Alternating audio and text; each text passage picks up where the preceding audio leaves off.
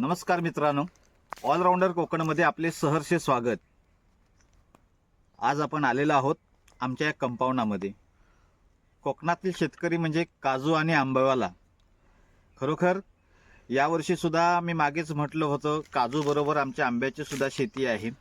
आणि आता माझ्या मागे पाहत असाल चांगल्यापैकी मोहर आला होता, परंतु वाढत्या तापमानामुळे यावर्षी मोठा फरक पडला आमच्या इथे।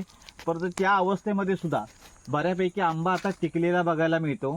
सुरुवातीला आलेला भरपूर असा मोहर यावर्षी आम्हाला वाटला की कधी नव्हे तो यावर्षी पीक अतिशय भरमसाठ येईल, परंतु दुर्दैवाने अशी परिस्थिती आली की मधल्या कालावधीमध्ये तापमान इतकं वाढलं आणि मोहर तो करपला गेला, चिकटा पडला। आणि दुर्दैवाने आम्ही या ठिकाणी कुठलीच फवारणी वगैरे काय करत नाही। सांगायचा मूळ उद्देश म्हणजे पूर्णपणे सेंद्रिय आंबा आहे या ठिकाणी। आता मी फवारणी वगैरे काय करत नाही, जो काय येतोय तो नॅचरली येतोय। आणि अशा परिस्थितीत तुम्ही आता संपूर्ण आंब्याकडे बघत असाल, हे बघा चांगला आता टिकलेला जो काय आंबा आहे तो या अवस्थेमध्ये आहे। मार्केटमध्ये येण्यासाठी तुळशी ॲग्रोच्या वतीने आम्ही यावर्षी आंबा सुद्धा सप्लाय करत आहोत। ओल्या काजू उगारासोबत यावर्षी आंबा सुद्धा सप्लाय करत आहोत। तरी या सेंद्रिय आंब्याला आपल्याकडून निश्चितच प्रतिसाद मिळेल। आंबा हा आताची साईज लक्षात घेता हा 2 डझनीच्या पॅकिंगमध्ये जाईल, इतकी उत्कृष्ट साईज याची होते। हे पाहताना आम्हाला निश्चितच आनंद होतोय। तर मंडळी, असं हे आमचं रान आहे, ज्याच्यामध्ये आता मी नवीन लागवड सुद्धा पुन्हा केलेली आहे। तर हे दुसरं आंब्याचं झाड पूर्णपणे लागवड आता आमची हापूस आहे।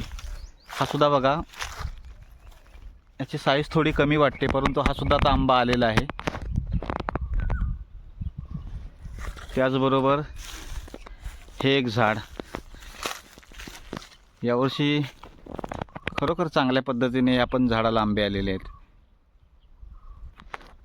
मंडळी, कोकणामध्ये हा अशा पद्धतीचा शेतीचा संसार फुलवताना खरोखर ही जोड असावी लागते आणि सुदैवाने ते आम्हाला लाभलेली आहे।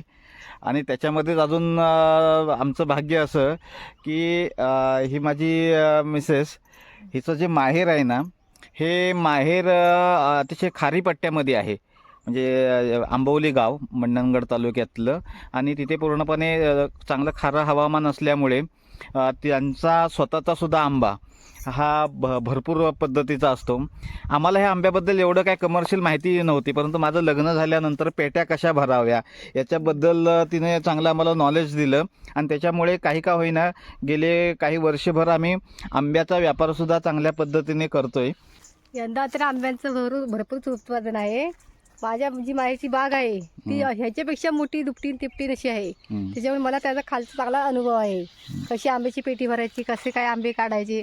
ह्याच्या इकडे आल्यानंतर एवढी काही कल्पना आहे, पण जी आहेत ती यंदा अगदी चांगल्या मनाप्रमाणे अगदी आलेली आहेत। म्हणजे इतर वर्षापेक्षा आम्हाला यावर्षी रिझल्ट खूपच चांगला बघायला मिळतोय। यावर्षी पेट्या भरणार साधारणतः हा कुठल्या साईजला? हा आंबा थोडासा छोट्या साईजचा वाटतोय, परंतु अजून त्याला वेळ आहे।